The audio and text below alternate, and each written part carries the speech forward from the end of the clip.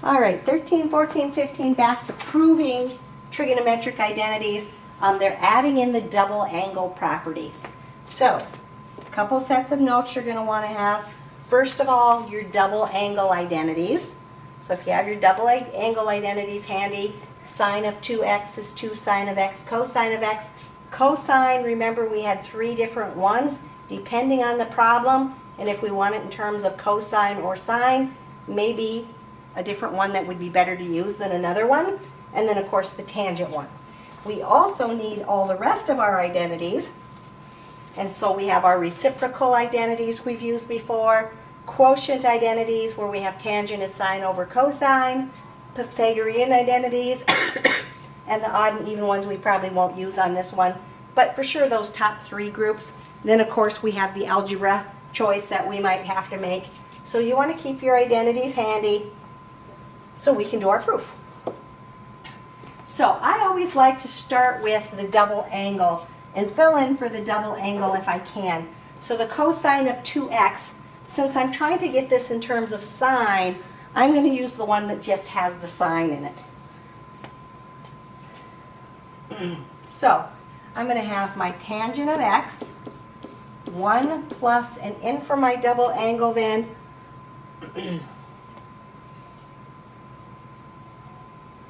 I actually used the cosine one. I used 2 cosine squared of x minus 1. So that I could cancel out the plus 1 and the minus 1. And so I'm going to have tangent of x. I better put my my rule.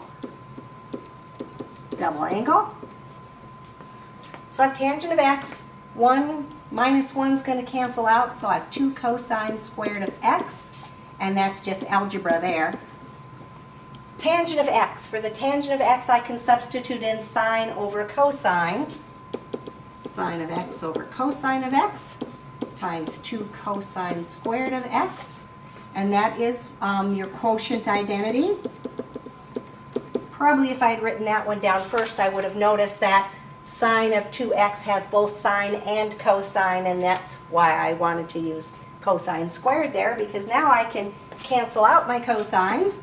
So if I take one of them out of there, I'm going to have the sine of x times 2 cosine of x, which was just algebra, and just knowing then, if I wanted to, I don't think they even would make me do this, but I'm going to do it anyway.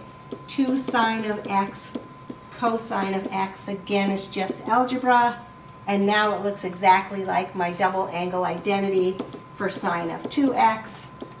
So again, double angle.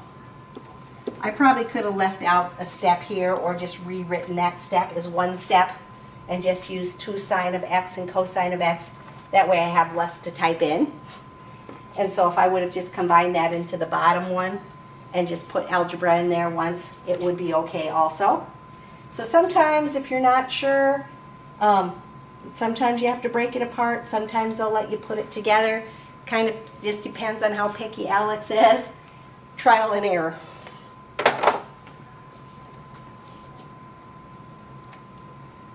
The next one, we have 2 tangent of x over 1 plus tangent squared of x. And again, we're trying to get the sine of 2x, which we know is 2 sine of x cosine of x. And so again, I'm just going to substitute in up here for my tangent of x. Down here, if I look at that, I have the tangent squared of x, so I can probably use one of my Pythagorean identities. And if I happen to look at my Pythagorean identities, 1 plus tangent squared of x is secant squared of x. So I'm going to just go ahead and do that. 2 tangent of x over secant squared of x using my Pythagorean identity. Then I'm going to go ahead and substitute in for my tangent of x. Tangent of x would be sine of x over cosine of x. That's my quotient identity. And some of these you can do in different orders. Secant squared I can also substitute in using a reciprocal identity. Secant squared would be 1 over the cosine squared.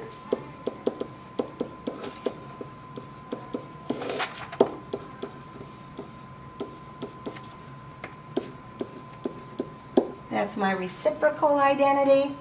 And so now I got to do some algebra. I have to invert and multiply. So if I take this times cosine squared of x over 1, I can cancel, and I'm going to get 2 sine of x cosine of x. Just doing plain old algebra. And then you can see that we've come up with the sine of 2x, which is our double angle. And we've got them all done. And again, some of this at the beginning, I could have switched the order of how I did them. It's just a matter of what you see first and what you decide to substitute in for.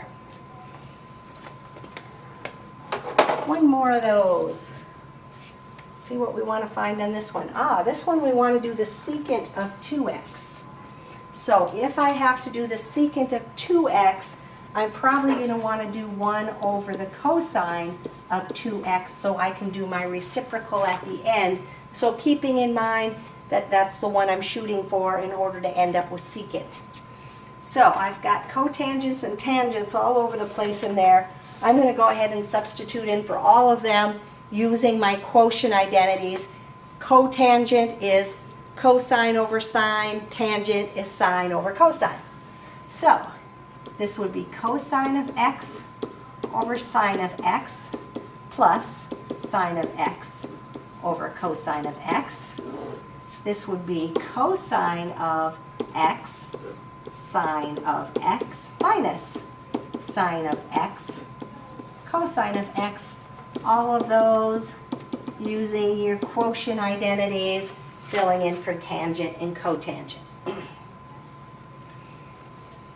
I'm going to go ahead and just combine those into one fraction. So using my algebra, here I'm going to take this and make this sine of x cosine of x. So this one needs to be times the cosine, so that would be cosine squared of x.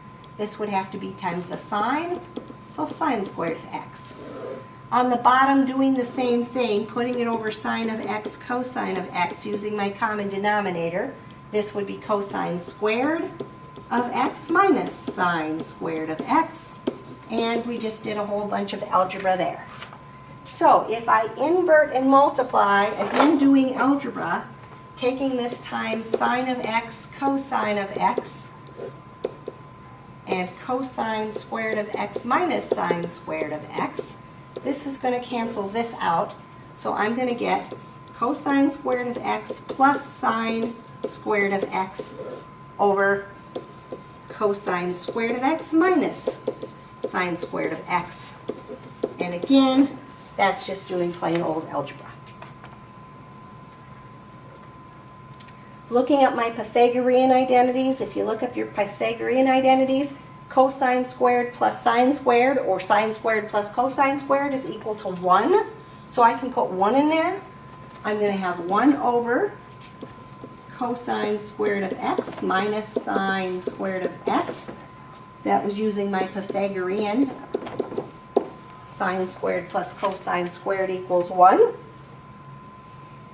And then if I look at my double angle identity, cosine squared minus sine squared is one of my double angle identities, which is the cosine of 2x. So I'm going to have 1 cosine of 2x using my double angle identity. And then, of course, 1 over the cosine is equal to the secant. So now I get the secant of 2x. That's my reciprocal. And so after all that work, I get down to the secant of 2x. And I have proven my identity.